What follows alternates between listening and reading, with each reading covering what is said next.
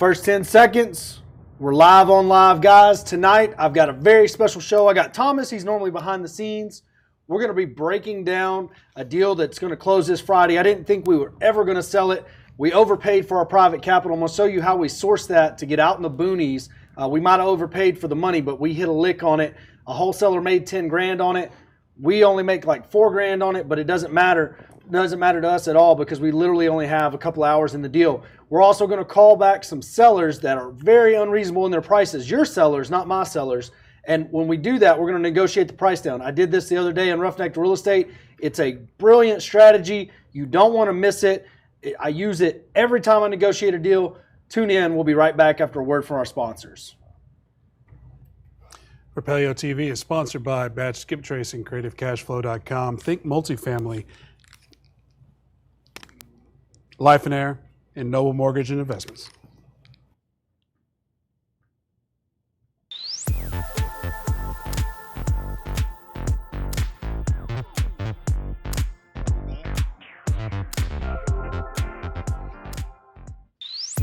What's up? So, Thomas, what's up, man? Not a lot. Slow day here at Propelio. Slow? Why slow? Just a lot of behind the scenes work today, not a lot of up in front of you guys. This is the first show we're doing today. Boss man Daniel, sick this morning. Really sad. I'm not going to get to do judo with him tonight. Didn't get to get my morning mentorship. So I'm ready to learn. I got my notepad. That's good. So, normally you're behind the scenes. Do you get to talk much? They let me talk on Fridays, but very, very little. I get little bullet point scripts of what I'm allowed to say. Every once in a while I go a little off track, but then I get looks. I've been told less is more, so I try to go by that philosophy. Well, I get told that a lot too. I'm going to break down a deal right now that we did in Stephenville, Texas, guys. If you don't know Matt Yancey, he's in Roughneck Real Estate, the group. Super nice guy. He'd been putting out bandit signs. He made a real big post. We bought his first deal from him. We paid him a $10,000 assignment. Now, we did this sight unseen. Witherspoon knew that this was going to be a deal. Knew. And when Witherspoon's the optimist, you know it's going to be something big. Like, because he's always a little bit negative on some things. But he was an optimist. We got out there after we bought it, and I was walking it, and I was like, dang. Spoon must know something I don't know, because I say it all the time. I'm always like, you don't know if there's going to be gold under it. You don't know if Amazon's moving something. You just never know why somebody's going to buy it until you introduce it to the marketplace. So we listed this thing out at 59. We had multiple offers. Ended up taking a $53,000 or $54,000 cash offer with a 7-day close. Bought it for $35,000. So when you run the numbers on that, and I'll get up here and break it down, do you know the rules of wholesaling? Like, do you know the 70% rule? I should by now, right? I got to see it all the time. 70% minus repairs, minus whatever you want your assignment fee to be. Right. So if I'm doing that deal and I want to wholesale it, I've got to get it in front of a massive amount of buyers. I've got to have a buyer's list. I've got to do all these things. In wholesaling, we don't have enough. We just don't have enough time in the day to do dispositions. In other words, we can't sell our own deals because by the time I reach out to all you bushy investors who want to buy something for pennies on the dollar, I know how y'all are. I'm the same way. Everybody's like, oh, this ain't a deal. This Absolutely. Ain't a deal. They'll argue with you about it. They'll fight with you about it. Well, how much time do you lose having that conversation that you could be doing something else productive? So we just found it was easier to go to a guy, James Jenkins in Roughneck Real Estate, made a post, said, hey, I've got this much money. We got to thinking about it. It was a little bit more risky deal, having multiple exit strategies on it, knowing that we could rehab it and make it a rental, knowing that we could take it and owner finance it if we needed to. It was a $110,000 neighborhood, so we felt like we could do it. But the condition of the house, like the backyard, you couldn't even get in the backyard because there was so much bamboo. We never seen the backyard. It was so much bamboo. And then something I didn't know about bamboo is it's tough. Mm-hmm. Have you ever messed with bamboo? Yeah, I do some martial arts stuff, and we've chopped at it with swords and stuff. It's if you'll bounce off of it if you're not right. Yeah, so. We couldn't even get a tractor in the backyard to actually cut the bamboo. Like Witherspoon was laughing at me. He's like, "You're not going to get back there with the tractor." I'm like, "Oh, we'll be fine." It's like bone. Yeah, it's like bone. It's some of the toughest stuff ever. So we didn't have to deal with that. Thank the Lord that we don't have to mess with that. But what ended up happening was we put it on MLS. We thought in initial evaluation that we put it out somewhere in the 70s, but once we got to dealing with the bamboo, we realized somebody's got a job ahead of them, and we got a bid, and it was outside of what we wanted to spend. So we ended up just putting it out at 59. So let's run the numbers. You got the pen and paper.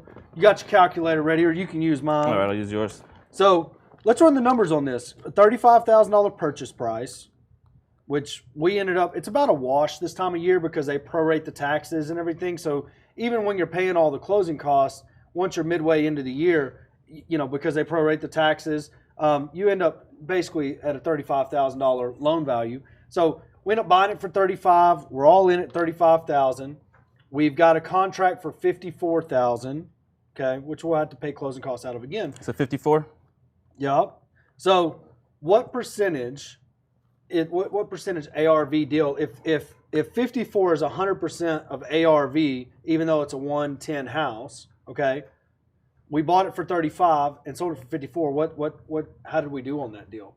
So what you'll do in this situation is you'll take the 35,000, you'll divide it by 54,000, and it'll give you a decimal number, and that's the percentage of return you made on it. I think I'm saying that right. I might be wrong. I might have it backwards. Yeah, like 65%. So I don't know if that's right. Let me see. Hold on, 50. So 54 minus 35. You made 19. Right. So 19 divided by 35 is the initial investment. It's 54. It's a 54% return, but we want to know what percentage of ARV we got. So what I'm going to do is I'm going to take the 35,000, just 35, and I'm going to divide it by 54. And as you can see, we basically made. Oh, you bought it at. Okay, I got it. We bought it, and so it's a 64% deal, right? That's how we would label that out. If I'm sitting here looking at it going, I know for a fact I'm buying this at 35 and I'm going to sell it for 54,000, I'm doing a 64% deal. Which if you were a wholesaler or a flipper or anything, you would love that margin because you're basically making 35% over the top of what you bought it for. Gotcha. So now what we're going to make after it, I mean, you look at the numbers, and I think we're splitting about 10,000 with Witherspoon. We've got some cost in there that we cleaned it out. We're paying our hard money lender on this. Even though we borrowed $3,500 or $35,000, we guaranteed him a $3,500 payment. So it was just a lump sum payment. You were renting your money for however long it takes, because if it took 6 months for this thing to sell, we wouldn't have to make monthly payments on it like we would with normal hard money. Normal hard money, you'd have to pay them $350 a month. Well, when you're wholesaling, let's say you get, like right now, we have 8 or 9 properties that we're making monthly payments on. Well, that gets really hard sometimes if a couple of them don't close or stretch out for a while, So if you can negotiate your private money and you'll pay a little bit more for it, if we'd have done a normal hard money deal, and I'll get up on the whiteboard and break some of this down, it would have cost us about $800 in money costs. We'd have paid $800 for the money, but I had no idea this thing was going to sell in a week. You know what I mean? Oh, right. Okay. So if it bleeds out 6 months, we still wouldn't have paid $3,500 for the money, but most private money lenders will not do most hard money lenders won't do a $35,000 loan. They all want to do 100,000 plus, 70,000 plus loans. So when you get in those smaller amounts, you're really kind of like, what am I going to do? You got to work with the people that'll work with you. You got to work with the people that'll work with you. So this guy wanted a loan, and I knew it was going to be a somewhat risky deal. So we put that on there. Who wants me to go to the whiteboard? Do we have any questions? You want me to go to the whiteboard? So I'm gonna map this deal out. I'm gonna put some voodoo on here and kind of show y'all, write out exactly what it's gonna be. We don't have a camera on here. Yeah, it's fine. Oh, there it is. Okay. So what I'm gonna do is I'm gonna turn around. I'm gonna write the numbers out on this so y'all can follow. We have a $35,000 purchase price. PP. Okay. Had no idea when this thing was going to sell. When I underwrite this $35,000 or $35,000, I'm going to put a little so everybody knows. $35,000 purchase price. Whenever I underwrite this deal, I'm thinking about what is my worst case scenario. So my worst case scenario in this is that we would have had to put $30,000 or $40,000 into it and rent it. Okay. So if I end up with a rehab of 40. And I add those two together, I'm in this property for $75K, okay? So this is my underwriting. This is where I go on this deal. What is my worst case scenario? I end up with $75,000 in it, okay? I've got a 110 property. I've got a $110,000 ARV. So I'm going to write over here our ARV, which really doesn't matter to me whenever I underwrite it because that's not my worst case scenario. My worst case scenario isn't that I have to fix it and sell it. My worst case scenario is that I have to fix it and own it forever, which in that case it would be a rental. And you want to make sure that these numbers work. If you have multiple exit strategies on this property, you can do this all day long. You can take these kind of risks. So the ARV is 110, okay? Which if I run those numbers out, Thomas, you want to take the calculator. Absolutely. I'm gonna tell you what to do. Take the 75,000, okay, and divide it by 110,000, and tell me where I'm at on a percentage of ARV. 68.2. So I'm at a 68.2% deal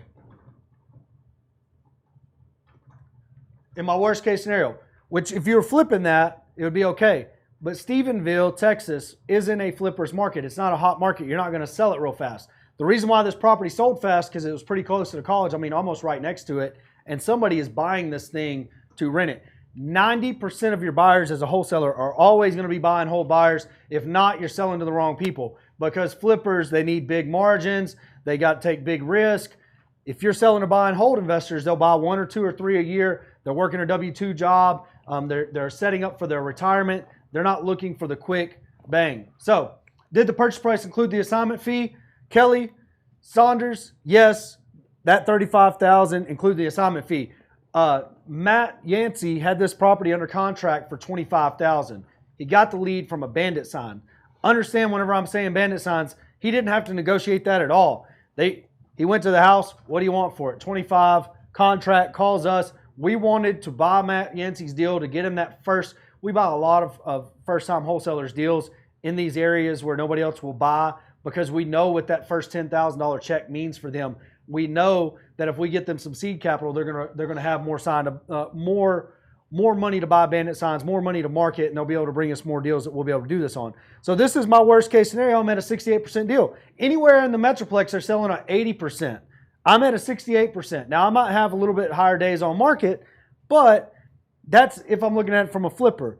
Let's break it down from a buy and hold scenario. So if I'm buying it at 75,000, I want to, and you know, because you went to A&M, you know exactly where I'm about to go with this. If I'm at 75,000, okay, my 2% rule, if the 2% rule says I want to collect 2% of the purchase price, 2% of 75,000 every single month for rent, okay?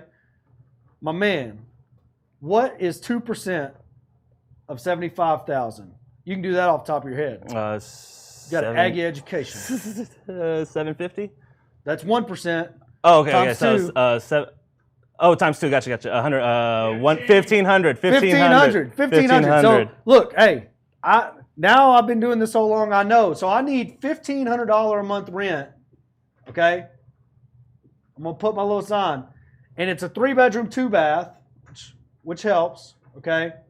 So if I got a 3-2 and I need to get $1,500 a month rent to get my absolute perfect scenario, what can I do in a college town, Thomas, to get that? Oh, lease it out. But how would I lease it? One person in each room. One person in each room.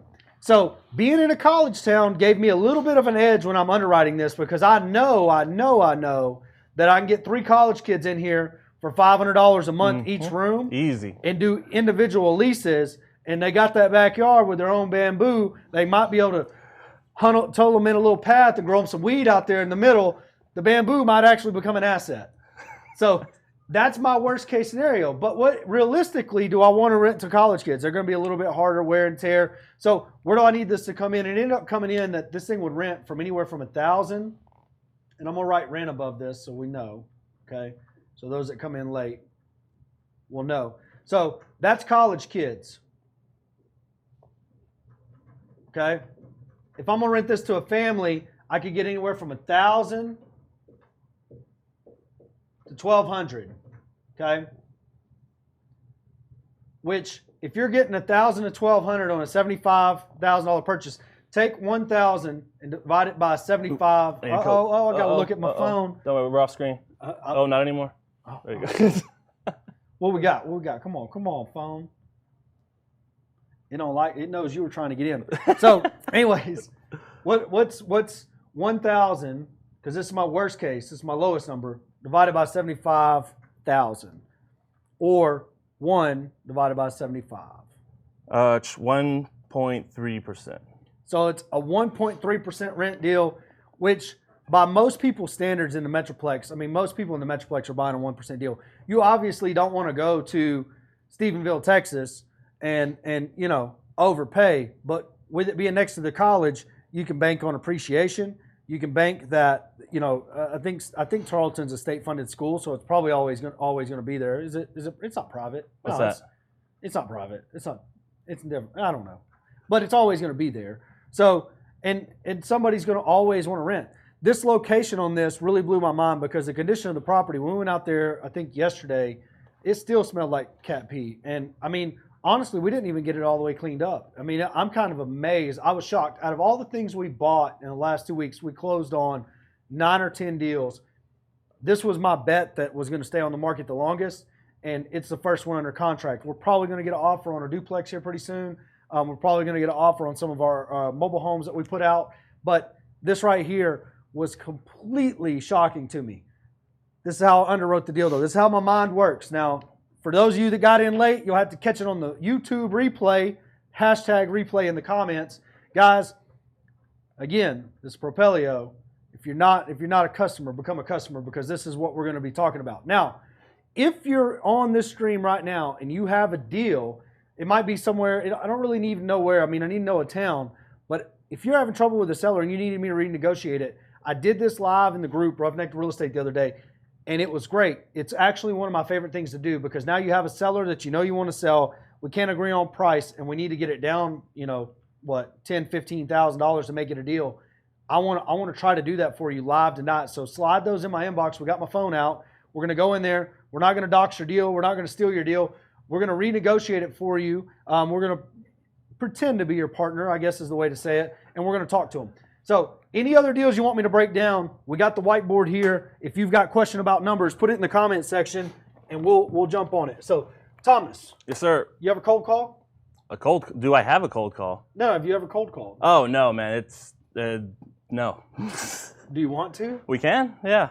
Okay, so. You've made it seem pretty easy not you, but like you bring people up here and you have them do it. All they say is that you have a house to sale, can I buy your house? Or if we're renegotiating, like, hey, you talked to one of my partners on a deal earlier this week, whenever it was, and we were wondering if we can get you down on some of these numbers. Throw 180 equal payments at them, whatever they haven't had. Right. So when we do that, there's a lot that goes into that, and people ask, it's kind of like, is there a guru program where I can go learn how to make 47 different offers and then leverage all the different minute things, not seeing the property, but just knowing, finding that pain point and kind of touching it a little bit to where now you can nudge them into a situation where you can get that price down a little bit so the numbers make sense. Take out the slack. Yeah, you got to take out the slack. But a lot of people, when you're on the front lines, when you're on the battlefield, you know what I mean? You're fighting the battle. When you're back off the battlefield, you can kind of see where the pieces need to go. And so the advantage we have sitting back here with a little bit of experience is like, hey, we can go do this. But I didn't learn this from a guru. There's not a guru program that will teach you this. It's just simple experience. We put out 600 bandit signs, I think. I don't know that everybody got theirs out. I know Cody Creamer and Nick got his out because we're getting code enforcement called big mad. They said, we're going to fine you $2,000 a sign. We picked up 65 signs. And I was like, all right, cool. And we just got off the phone. But, I don't know that they're actually going to do that, but it'd be pretty crazy if they did. Y'all will be in court. But either way, we got out a lot of bandit signs. We got our first lead off of those signs today, and it's going to end up being a listing. But getting on the phone wasn't that hard. They called, I answered. I could have messed it up, no doubt about it. I could mess up anything. But even if I'd have paid the guru to teach me how to answer the phone, I would have forgot everything as soon as the phone rings because What happens? Your adrenaline starts flowing. Mm-hmm. You're like, oh, what do I say? I don't have it, and boom, you blow it. The best way to do it is through repetition, and you'll develop your own script. My scripts are all mud butt and different stuff, and people try to do it and they have a little bit of trouble with that. But for me, it's kind of like that's my script. You got to find your own. Guys, before we get on the phone, I want you to like and share this post. Go put it in my group, put it in everybody else's group, because I have a feeling from some of the phone calls we've gotten off of our Bandit signs. My little app was messing up yesterday, so I had to download it. I had to re-upload it. I've got some really good messages that I'm going to play when we get back after this. And then we're going to call some people back and try to figure out exactly what they're trying to tell us. Like this person who... Yes, I do not appreciate... We're going to... I'm not even going to preview that one because it's really good. I'm going to call that guy back. I'm going to call back an angry guy that called off my Bandit sign. And this is the other thing about Bandit sign leads. You can create bird dogs. Even though we got an angry old man right here, I'm going to call him back and try to get him to bird dog for me, because that's the opportunity that's presented. Be like, look, hey, we're going to do it live. When we get back, we're going to take a break right now. Like, comment, and share it. I'm going to call back an angry old man. I'm going to play the voicemail for you, and then we're going to call him back and try to get him to bird dog for us. Come back after this. The Propelio Academy, an all-in-one education resource for training in wholesales, subject to wraps, short sales, flips, rentals, BRRRR, property management, and more. Go to propelio.com/academy to get your scholarship today.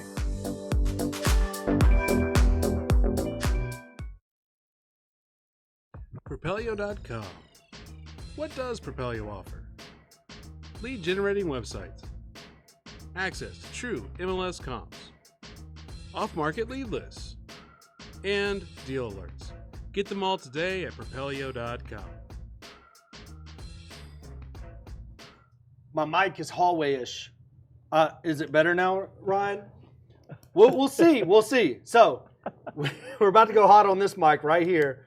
I want y'all to hear this voicemail, and I'm going to call this guy back because, again, this app that we use for our Bandit signs, I like it. I don't know that I can show you this, but I'll do a screen share and post it up later on why I like it. I've got 5 numbers. They're all on one stream. If I text this guy, it's all going to be right there. It's kind of a little mini CRM for me because I'm always on the road and I need to know where it's at. I can take a screenshot of this and send it to Jason or anybody else that's going to run the lead, and I don't have to mess with it. And it's kind of, I can scroll through in one glance and know the last time I talked to somebody, or if they called me back on a missed call, or if I just got a voicemail from them. So if you're getting a lot of call volume off your signs, it kind of helps the user interface on mobile is really, really friendly. So I'm gonna press play on this, and we're gonna see what the man said. Yes, I do not appreciate you putting your I buy houses sign on our property in Acton. If you do it again, I'm going to call the city and turn them in because it's in city and you put it on our property without our permission. Thank you. So I don't even know where that town is. I'm going to call this guy back right now, and I'm going to see if I can turn him into a bird dog. He did say thank you, though. He did say thank you. He's a nice guy. This will be easy enough.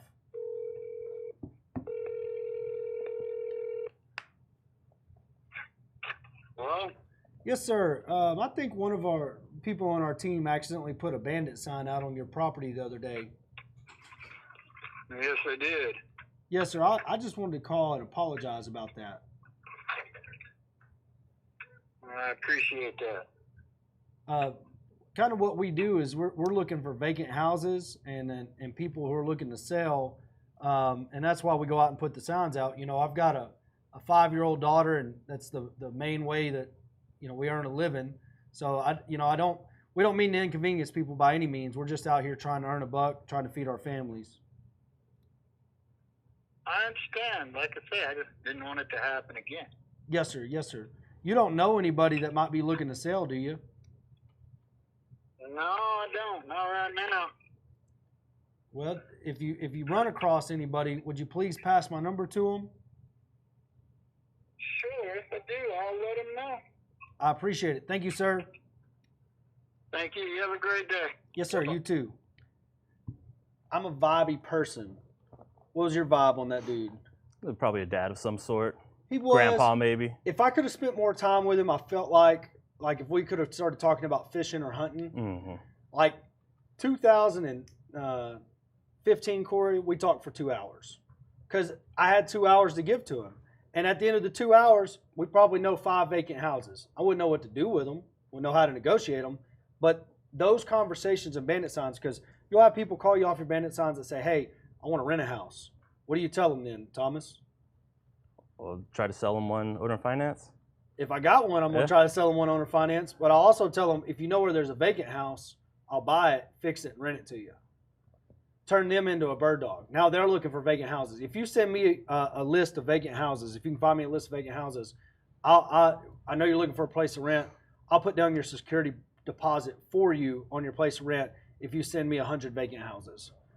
Because they might have a cousin that works at the post office or something like that, and they can do it. Guys, the people that clean out houses, if you ever get a call from somebody that's like, hey, I'll haul junk, gold mine. Gold mine. Like, they are out hustling hard to haul people's junk. Hard. And they get calls from people that their grandmother just died. They don't know what to do with the house. They got to throw all the stuff away. And you're like, oh, yeah, I need to know about that house immediately, because they, people typically call those people to junk out a garage or something like that, and they're a gold mine. Donnie Ruffin's going to kill me for this, but I mean, early on, he had a junk guy that sent him. I mean, we bought 2 or 3 of Donnie Ruffin's junk guys leads through Donnie and paid him $10,000, $15,000, $20,000 assignments to buy those deals. So his junk guy was a lead magnet. People, contractors that want to fix houses, call you when you got bandit signs out. Don't be short with them. Don't be rude to them. Hey, I'll take your information. Please go find me a vacant house, and if I buy it, you can fix it for me. Code enforcement. What are you gonna do with code enforcement calls? You gonna let them know what you do for a living. They call you, hey, I'm out here picking up your signs. I'm gonna fine you $2,000 a pop. That's great. I'm sorry to litter up your city. The guys that put them out, I'll make sure to get to them. But what would it take for you to email me a list of all the code violations? How would I have to submit that paperwork? Or is it something you can do just on the homeboy hookup? And he'll say something, I'll give him a burner email account, like my fly-by-night wholesaler email account. Don't give him your real stuff. You could get caught up in a sting. I'm not trying to get y'all arrested. But everybody is a lead source from a bandit sign. Anybody that calls you, any angry person that calls you, I'm sorry, I've got a daughter, I'm trying to feed her. I was out late last night. It was raining. I'm out here putting them out in the rain, just trying to make a buck. If you know where the vacant houses are, we could help each other out. I want to improve your neighborhood without having to put out signs like this. Hook a brother up, man. As a matter of fact, the person at the front of the street, was just passed away, and her son's name is this. What's the address on that property? Get the address. You can skip trace them. Use Skip Genie for that and get the information. So there's a lot of Ryan's laughing. So Thomas, you want to try your hand at some cold calling? I can. I think Cody Creamer sent us one from last week. We'll go to my DMs. When it comes to my DMs, we never know if you're going to be cold calling a lead or an angry tenant. I've got a lot of angry tenants in my DMs Tommy, right now. Who would you use for skip tracing? I would use batch skip tracing. Oh, batch skip tracing. And I would use the promo code Propelio for 18 cents a lead. Yes, no. Batch skip tracing is great. Is great for batch skip tracing. Yeah, 50. There's 50 minimum. Yeah, 50 minimum. Yeah. If you need one, you got to go with the OG. You got to go with OG. But batch skip tracing is by far the best price. And I actually went at the We Live event with Max Maxwell. I met the owners, Annie, and the other guy. He's huge. What's your brother's name? Ivan. Yeah, and full disclosure, I love Larry Higgins too. It's just they give us money. I get it. But I met him, and we were talking data. Me and Ivan were at the bar, and he pulled out and showed me the data that they get a higher hit rate than anybody else. He guaranteed me that if I send him 1,000 of our old ones with the numbers, that we would get a higher hit rate. I just never took him up on it. I'm going to take him up on it, because at 18 cents, I mean, you're saving 7 cents from everything that I can think of. It's by far the best price. What's the turnaround time on that, Ryan? Have you used them yet? Well, I'm going to test that out. I'm going to let y'all know what the turnaround time is. I'm going to send him our old stuff. So anybody that's got any dead leads that they want me to call, got to get in the DMs and see what we can find. Somebody sent me one earlier. I don't know where it went. I've lost it. Well, it's no longer here. So it might be in my other folder that I can't find. So guys, oh, there it is. Here we are. We got Tiffany. This is a deal in Florida. She's at 180 and we got to get her to 157. Hey, Spencer Ranger, thanks for tuning in tonight, by the way, all the way from Florida. That's badass. Can't thank you enough. See if we can get this information pulled back up.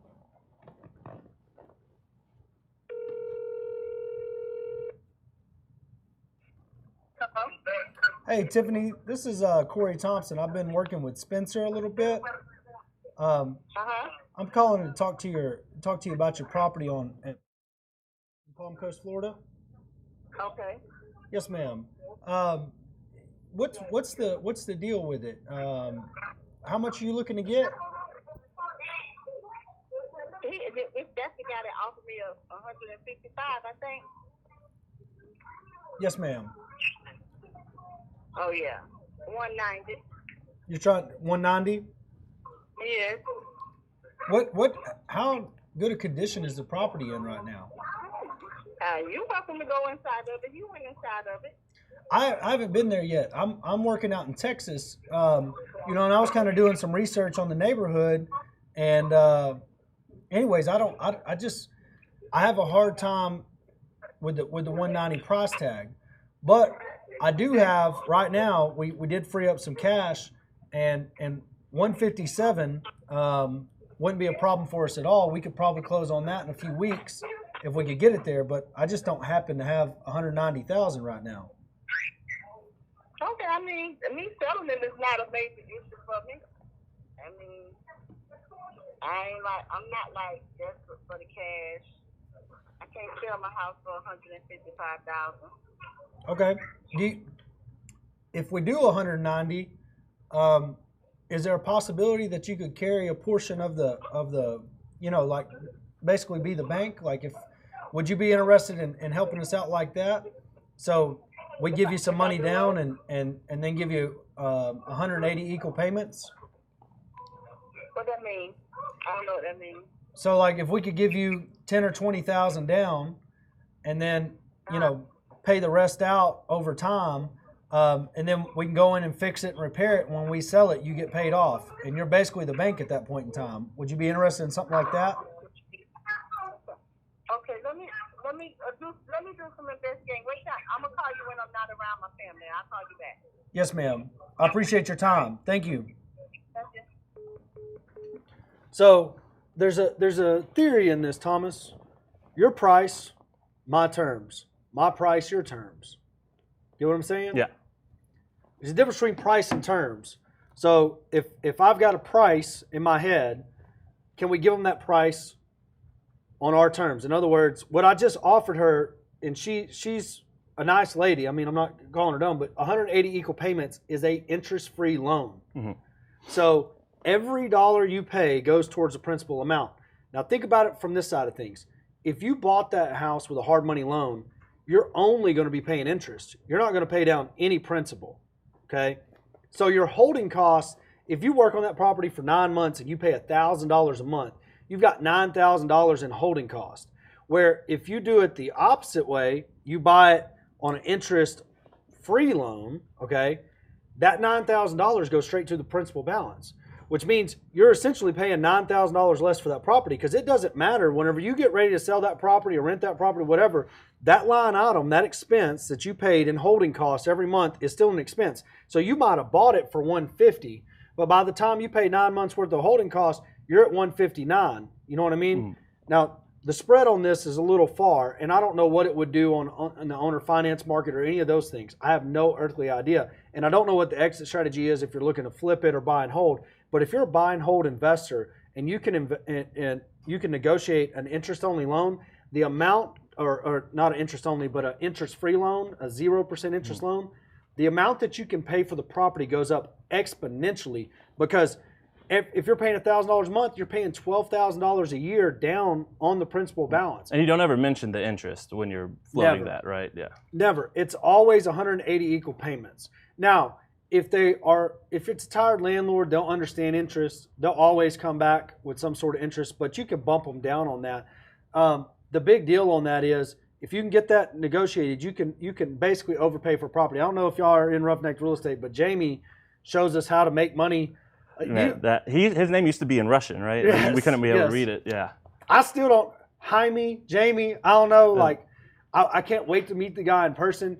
But you're from A&M. Mm-hmm. How do those numbers check out for you when he starts showing how to buy a house for $45,000 over market value? It all works. Like, you can follow it, but you can't come up with it yourself.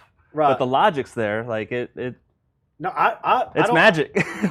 Look, I understand this much of it, and he always just makes me feel really dumb. Yeah. I'm like, I don't know what half of this stuff is, but like the way he makes his posts are real creative too. He's like, how to buy your old lady a new SUV, but with a $45,000 over ARV offer on a house, and I'm like, who thinks about this stuff? Like, you know what I mean? Like, who's doing this? So, guys, the power of an interest-free loan cannot. I mean, maybe Jamie's watching, he'll do a post on it for us so he can show y'all exactly what I'm trying to say. You don't necessarily want to overpay for something, but if you can get that house for $190 on an interest-free loan, you can go in there, it negates your holding cost tremendously, because if you're doing hard money, you're doing interest only, and that money's going to your bottom line anyways. A lot of people never factor in the holding cost into their deal. So has anybody else sent me a tough cookie? Spencer, thank you for that one. I don't know what this is. Oh, German, I missed your message. We got all kinds of deals. When I go to the other folder, I find all kinds of money. It's like people have been sending me deals for 6 months and I never saw them. So Daniel was talking about that terms thing a couple weeks ago. But it's like, would you pay $1 million for a $100,000 house? And I was like, well, it depends on the terms. If I have 1,000 years to pay it off, then maybe, you know. So. Dude, yes. You know, and that's kind of an interesting deal where it's like, if you're looking for pure cash flow, you can do it. I've done it on subject twos, took the no equity sub twos. I would say when you're underwriting that deal, the no equity sub two, make sure it's a 2% deal on rent. Make sure. If not, equity is so important from a lot of different standpoints. So anytime you're with somebody else's credit, so a subject two is wherever I take over somebody else's payment, okay? And now I'm using their credit, which is great. But, you know, they come back and they want you to pay that loan off. And when you don't have any equity, you don't have the ability to sell it to another note buyer or anything else. So you want to be able to throw that into your rental portfolio if you're taking that low equity deal. And now we're getting, I can go off on tangents on this all day long. I really want to just negotiate y'all's deal for you. So I'm going to go back to our app here, and we're going to call back some people and see. Some of these things are a little intense. I don't know if all this is going to work or not. Some of these numbers. Some of these I haven't spoke with because my app was messing up. So when I went to call them back, you want to take this one? I don't know what it is. How long ago you talked to him last? He called on Wednesday.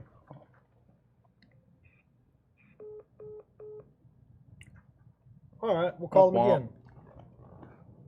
Scared him already. They're like, oh, no, not today, ISIS. I do the same thing. My health insurance is good, bro. My car warranty's not expired. Hello? Howdy, yes. You called earlier this week. I was wondering if you had a house to sell? Excuse me? Yeah, were you interested in selling a house? We got a call from this number earlier this week. Oh, I can't hear you. I'm working right now. Can you leave me a message, please? We sure will. I'm working right now. Okay. Hey, is this a cell phone? Can we text you? Excuse me? Can we text you? Yes, please. Yes. Okay. All right. Thank you. Thank you. All right. Perfect. So, again, the Flip app, I'm right here. I'm right there on the guy's phone number. I just pull it up and I start text messaging. So what I'm going to text him is, how much do you want for your house? This is something that I actually thought about today. I would always, and the gentleman that I was talking to on the app is actually, everybody that's been calling lately has been another investor. And I guess, you made it kind of like you've outlived your reputation a little bit when everybody knows it's you. Like, they're like, oh, is this Corey? And I'm like, damn. So it's another investor, but this gentleman had a deal that we were kind of confused on it. And so I was, just making him an offer over the phone. But whenever I didn't know he was an investor, I started out explaining where he had called me from. So I started out the text message, hey, you called me off a sign.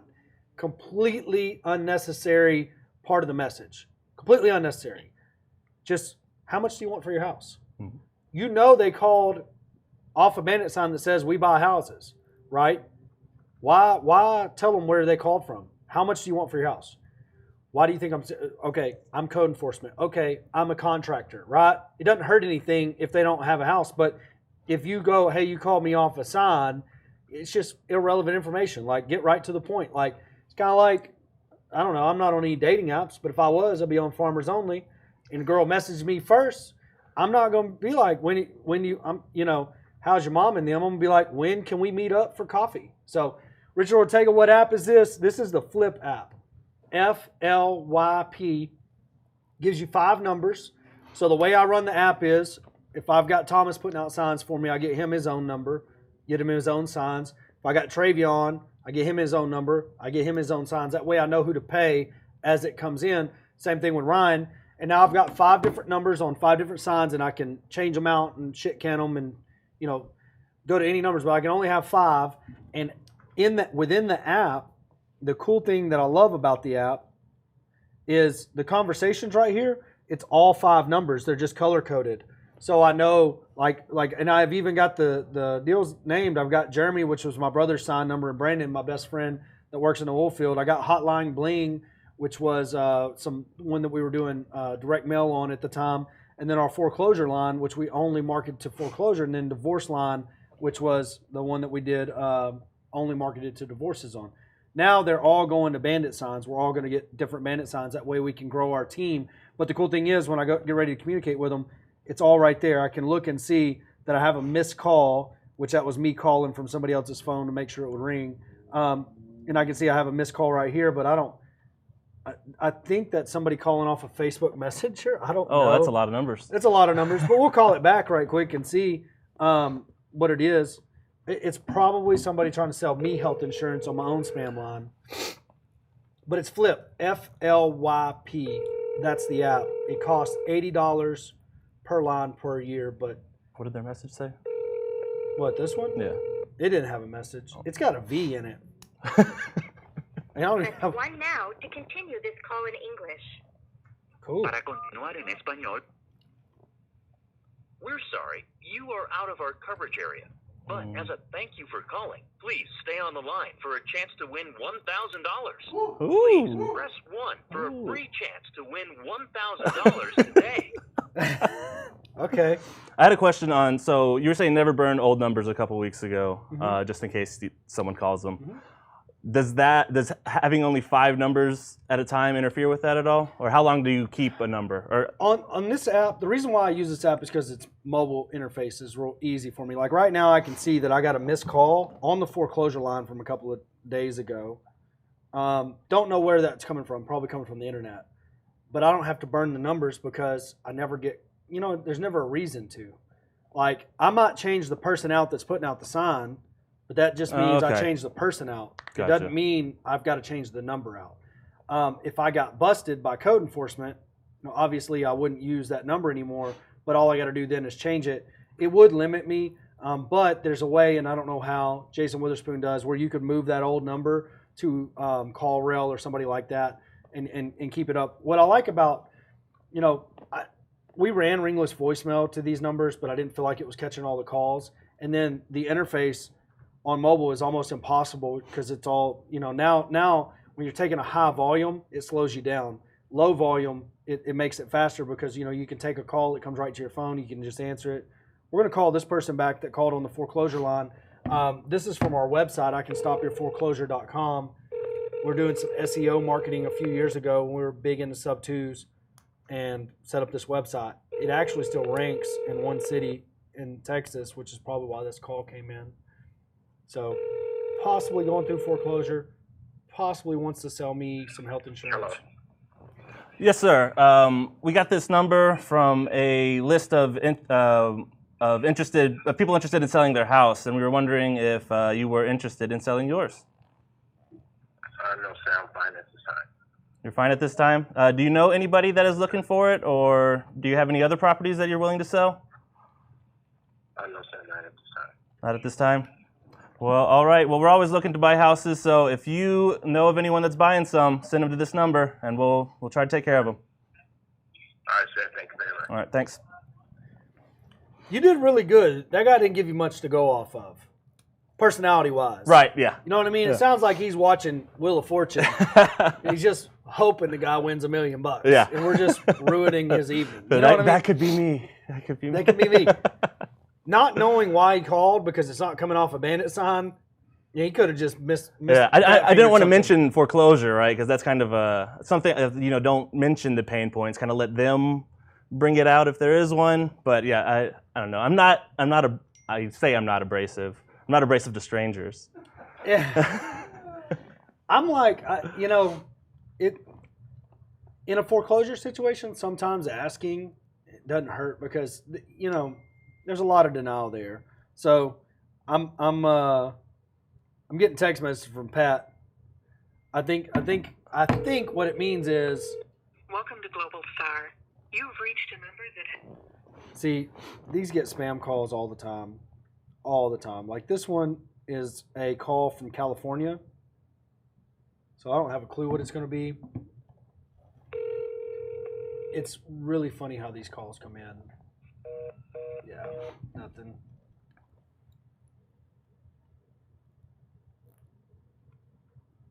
All the spam bots calling other spam bot numbers is just hilarious to me. Guys, like, share, questions in the comment section. We're going to bust out. Send us your dead deals. I don't know if they answered or if it's just a spoof line that's trying to figure out a spoof line. It's like spoof line battle right now. So send us your dead deals with a little bit of information, and we'll call them up and see if we can get it renegotiated to a point that is bearable. Now, we're going to do a couple of more of these, and then we're going to go to break. So get us your information. If we can renegotiate a deal for you, we'll take a crack at it. What's this one off of? You don't even know? This one's off the foreclosure line.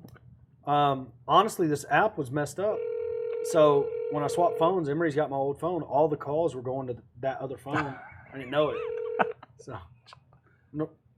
Hello? Hello? Yes, sir. We got this number off of interested sellers list for houses. I was wondering if you were looking to sell your house. I don't know how you got that since we don't have any for sale, but you have a nice day here. Bye-bye. Rough crowd. Well, you get used to that, right? Eventually. Dude, I mean, look, you got to go through 100 of those to get to the one that's like, oh, yeah, which is, it's funny that we have these missed calls. You know what I mean? They called this number. Right. It's ludicrous. But that dude also sounded 500 years old and probably is calling from like a flip phone. He's hammering it out, a little bit drunk, and with his glasses off. So probably not the best dollar there is. We probably woke him up too. It's a little late. It's a little late for 93. We have any questions? Got any shares? Any comments? Got any phone numbers in my DMs? Throw some in there. See what we can't figure out.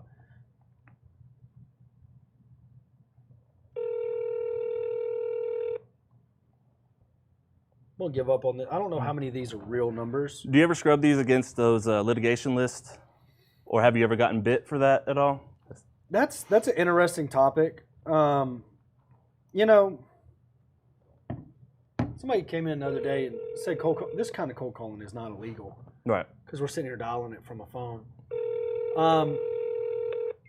It's a gray area. I don't really know. I don't know for certain how the litigation is going to turn out. Expired listings and stuff like that are almost going to have to become a protected class because now the information is so readily available. Could you imagine just sitting there and your listing expired and you get 50 calls from realtors and cold calling companies and stuff like that? So I think there's going to be something to it, which is why I still like Bandit signs the best. You got to be really careful with all forms of marketing. Because they reach out, at the Bandit side, they reach out to you first. So I'm just calling you back. Trying to get them to opt in. Some SEO stuff, which gets really expensive.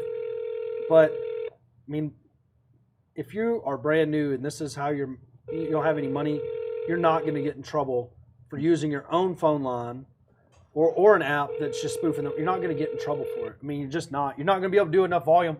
If I'm going after somebody in court, I'm not going after the broke guy with no assets. Right. It's like this dude called me, and a real estate agent from Coldwell Banker called me. Which one am I going to sue? I ain't suing the broke guy. I'm going after the broker. You know what I mean? It's a no-brainer. So that debate goes back and forth all the time, and I don't really know. I just know that doing it this way is really not necessary. It seems like it's not illegal by the way the law is written right now. Is that subject to change? Probably. You know what I mean? But like this one right here, the crazy thing about this is I bet you this callback right here actually came from a letter we sent. Number you have dialed is not in. Or not. So we're going to go to break. We're going to get a word from our sponsors. Guys, Propelio spends a lot of money putting this on. If you're not subscribed to them, you better get in there because when they roll out the next, you want to be grandfathered in when the next wave of stuff comes out. I think I'm going to be able to talk them into giving it to me a little bit early. I'm going to be showing it off, I hope, because Dangle offered it to me last time I was here. Dangle, I hope that offer's still good. We're going to be out running that equipment. I love what they got coming in the way of driving for dollars. I love what they got coming in the way of mapping out and layering a map because I've been using free apps that you got to put it in manually. Now I can get a list, upload it in there, and it will route the best route for me. And I got the Driving for Dollars app right there so I can be dropping pins. And I can get phone numbers to be able to call them back. I called it the Broke Corey Hustle forever because I'd be slamming Bandit signs the whole time I'm doing that. Now it's going to be the efficient Broke Corey Hustle because before I would just make sure there's a restaurant that I wanted to eat at along the route and I would get distracted at Dairy Queen and then never go back to work. Now you'll be able to run it. You'll be able to see where you drove. They're going to have great stuff coming out. But if you're not already a customer, you won't be grandfathered in. So, price is subject to change. That's all I can say about that. So anyways, guys, subscribe, like, support the sponsors. We're going to be right back after this. The Propelio Academy, an all-in-one education resource for training in wholesales, subject to wraps, short sales, flips, rentals, BRRRR, property management, and more. Go to propelio.com/academy to get your scholarship today.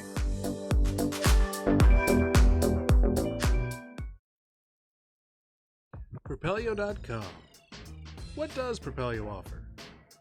Lead generating websites, access to true MLS comps, off-market lead lists, and deal alerts.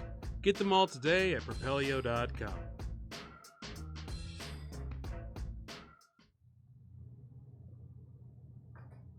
What's up?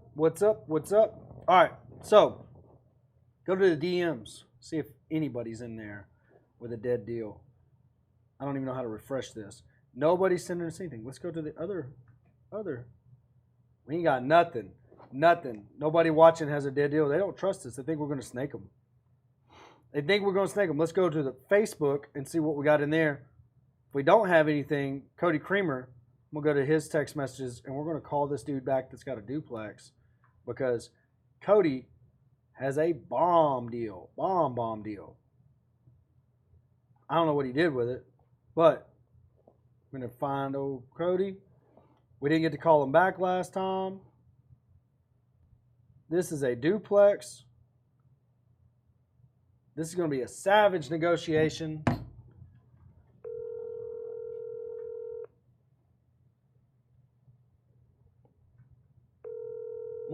I guarantee you I'm going to get hung up on this one. Promise you. I'll let you take it then. This dude, I can just tell you. Hello. Yes, sir.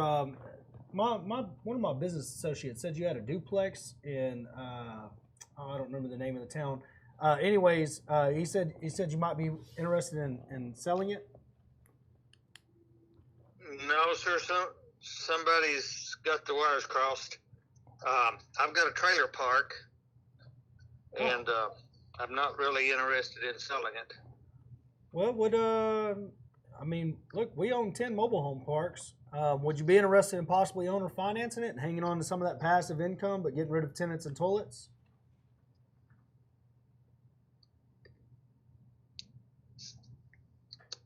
Neighbor, no, not at this time. I've got a partner that pretty well wants to retire with this thing, so. Well, I understand that. That's what I want to do with them too. So I can't begrudge somebody for having the same goal as me. But if property management becomes an issue and you don't want to deal with crystal methane, we would for sure like a shot at owner financing it, so y'all could hang on to that passive income, but get rid of the headache of property management. Sure. But we figured that by the time that we retired, we wouldn't have any, Social Security to amount to anything. It'd be, government would be having itself in a lot of hot water due to the debt, and we'd be taking it on the chins there for Social Security, and we better have something that we could draw on besides that. And this was what we could do, and it wasn't the greatest thing, but at least it would work. And so we've pretty well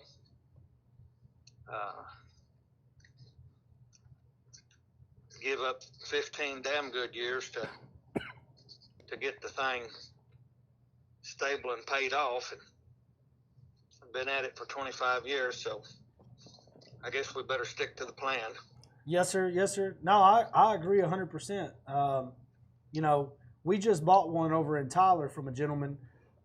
He just was tired of of having to go out there and do the make-readies and everything. So, we cut a deal where he still makes the same amount every month that he would make if he, wasn't having to maintain it. And then we went out there and took over the property management, and he was the bank for us. So it kind of worked out to where it was a win-win. Sure. So, And how long does he keep making what he's always made? Well, everything is negotiable. I mean, we can set it up, into forever, as long as y'all want to draw, just like a fixed annuity, if you want it that way. But that's it just depends on what your goals are.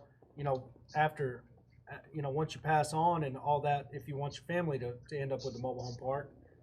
That's kind of my goal. I've got a daughter, she's 5, and I joke around all the time that I'm going to leave her all this real estate when I pass away, and she'll be set up for life. But I think the reality of it will be that she'll sell it in 4 minutes to a guy that's out putting out signs that say I buy houses, and take the money and go spend it in a month and be broke again. You know what I mean? I don't know that that's what she'll do with it. I probably ain't giving her enough credit since she's only 5, but I reckon she won't. But you never know. That's reality for most people. Yes, sir.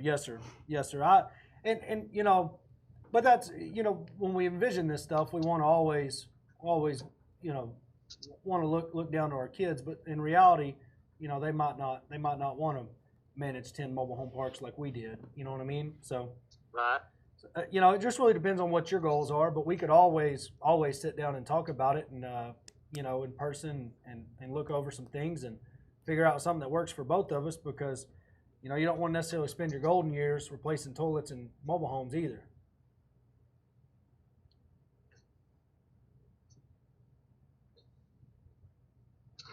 Yeah, everybody wants it easier than what it is. That's for sure. Yes, sir. That is for sure. Well, anyway, I appreciate the call, and y'all probably ought to check back once a decade. Things can change.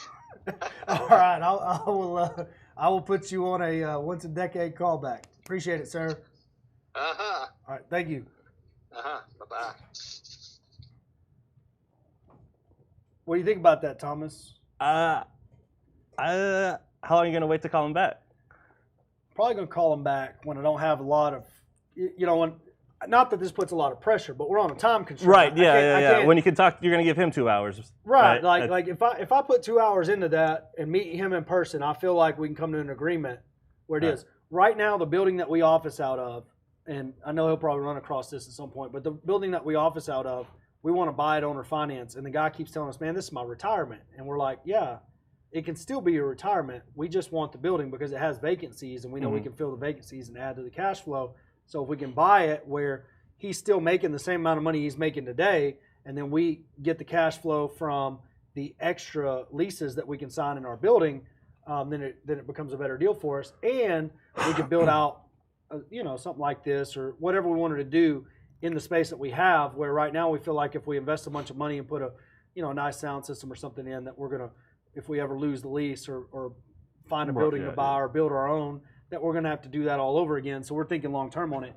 Kelly Alexander, on average, how many bandit sign calls do you get before it's a deal? My third and best deal was a bandit sign. I'm overdue. Bandit signs, hard to say. If you have a realtor on your team, you're going to convert a lot more deals because they're going to be able to list it. They don't need to be the direct point of contact because you don't want them getting in trouble with code enforcement. But if you have a realtor on your team that you can refer that lead to and get, basically what we do with our real estate agents is this. They can't pay us a finder's fee. But if they make money on our deal, they buy us more bandit signs. If they make money on a deal, they buy more credits on our ringless voicemail account. That finder's fee thing, that's only if they sell it through MLS, right? I don't know how it works, but it would be a listing for them. So like this one that called today, that's going to be a deal. It's going to be probably an MLS deal. I can just tell by the situation. They need to sell, but they probably aren't able to sell at a discount. Most likely, I don't really know. You know what I mean? But the situations tell me it's going to be a listing. But it's going to be like a $400,000 or $500,000 listing. Well, that's a really good lick for our real estate agent, who Cody Creamer actually put that sign out, so Cody's going to be listing it. That's a really good lick for him. You know what I mean? $500,000 house. That's what? What's that? 3%? 15 grand. 15 grand. I mean, that's a good lick. So if he buys us $1,000 worth of bandit signs out of that 15 grand, it's a win-win because now he gets to get more. So you can monetize more of the leads if you got a realtor on your team. But to be frank, honestly, a lot of the bandit sign calls, if you're calling off a sign on the side of the road that you need to sell a house, you're very motivated. That's motivated, yeah. And so you can convert a lot more of those. So I would say if you put out 100 bandit signs, you normally get 10 to 20 calls. Out of those 10 to 20 calls, you're going to get 1 or 2 actual deals that you can buy. If you got a realtor on your team, you can convert.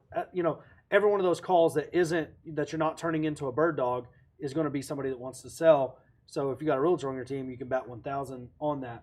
Jesse, I can't say your last name. Campuzano. What's the best list to call for motivated sellers? Your driving for dollars list. Bar none. Get out, find them through the windshield. It's springtime. People aren't mowing their grass. Drop them, skip trace them. Batch skip tracing for your batch needs. If you got a really good deal like that one I was at the other day, get with Skip Genie. They can get it for you. Get that number, call them, nail it down. You will never find a better. Everything else that you can do from your mom's basement, guess what everybody else is doing? Yeah. They're doing it from their mom's basement. Guess what happens on a driving for? People quit mowing their grass way before they quit paying their mortgage. People quit mowing their grass way before they get behind on their taxes, right?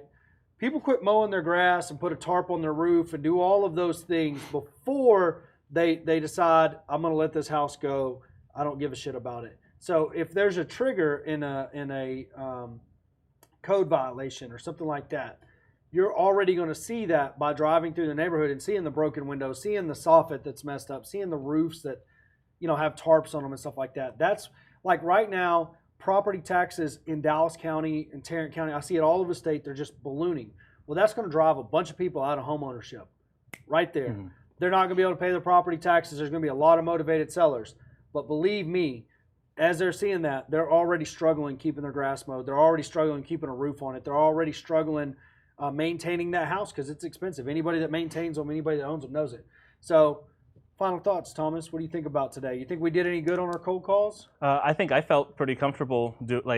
I was when Ryan floated the idea of me, trying some. It's nerve-wracking, but it's not. When you're doing it, it's not. It's like everything else. It's nervous until it starts, and then you don't have time to be nervous. You're in it. It's like jumping out of a plane. The ride up is the worst part. Yeah. I mean, when you're falling to earth, you don't care if you die. You're having a great time. You know what I mean? Like it's like the parachute don't open. This is actually a decent way to go. Like I'd much rather go out like this. You'll barely know. I don't even know if you'll know. Like, but the worst part about jumping out of a plane, at least for me, was there's a dude. You're strapped to a dude. He's like, "How many flips do you want to do?" As many as we can. Let's go. So, where can they find you? You're here. You get a lot of shout outs, but you're on Facebook jail right now, aren't you? I just got out. of Facebook jail. You could my Instagram's Bulldog Judo. I think I'm over here. There you go. My Instagram's Bulldog Judo. You can check out Bulldog Judo. We're a judo club in Grand Prairie on Main Street, across the street from the courthouse. Come check it out. It's the same kind of thing. Like it feels like you're going to be nervous trying to go and fight people and do stuff like that. But really, it's like one of the calmest things of the day is going and not thinking about everything else. Just going and fighting your friends so you don't have to fight strangers. I prefer that. I'm not a fighter anymore, so I might need. It's very safe, and I mean, no offense, but I would never plugged you as a judo guy. I mean, other than the hair, you're like, you know what I mean? Like it does look real good, like when I'm going out on the mat. People would mess up if they were going to fight you in real life, like thinking, I can take this. Oh shit, I got a broken arm. Like I don't even know what happened. I just wake up tomorrow wondering where yesterday went. So guys, Propelio. Got a lot of cool stuff coming out. Showed it in Roughneck Real Estate, the group the other day. That's where you can find me. That's the easiest way to communicate with me is in there. But that app, if you haven't seen what they're coming out with, it is bomb. And you want to get in at today's prices, I guarantee you right now, get in right now while you can. They're going national. A lot of big things coming from Propelio. Please support. If you get value out of this, support the cause. I mean, these lights seem expensive. I don't know what the light bill is around here, but I bet it's a pretty penny. So support them, become subscribers. Keep the comments flowing in the replay. I make it a point when I get home at night to lay down, and that's the last thing I do is scroll through these and answer all the questions. So if you got questions as you watch, shoot them in the comment section. I'll come back and answer them. Thomas, great. Thank you for coming on. Yes, sir. Everybody got sick. Daniel's got mud butt. I don't know if it's actual mud butt.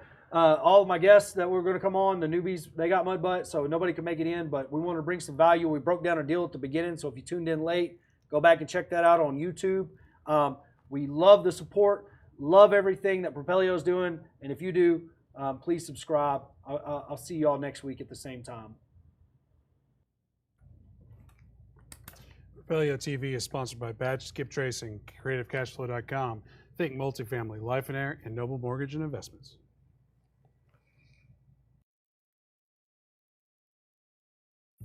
Hey everybody, I'm Ryan with Propelio. If you like what you saw, please subscribe. Turn on those notifications and stick around for more.